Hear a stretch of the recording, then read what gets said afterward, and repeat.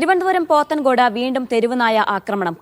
കബറടി സ്വദേശി ഫസിലിന് തെരുവുനായയുടെ കടിയേറ്റു. രാവിലെ 8 പേർക്ക് നായയുടെ കടിയേറ്റിരുന്നു.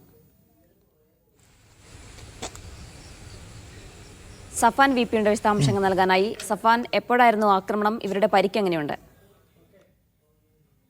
മംഗലപുരം പഞ്ചായത്തുകളിൽ ഇന്ന് ആകെ 9 പേർക്കാണ് തെരുവ് നായയുടെ കടിയേറ്റത്.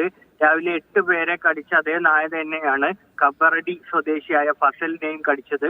ഇതിനുശേഷം നായയെ ചത്ത നിലയിൽ കണ്ടെത്തുകയും ചെയ്തു. രാവിലെ 4 വയസ്സുകാരിക്കടക്കം ആണ് നായയുടെ കടിയേറ്റിരുന്നത്. രാവിലെ 9 മണിയോടെയായിരുന്നു ആക്രമണം.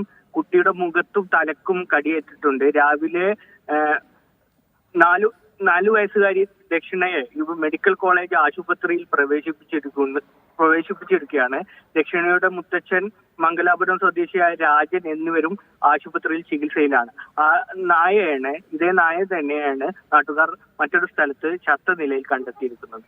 ജീന. ശരി സഫാൻ.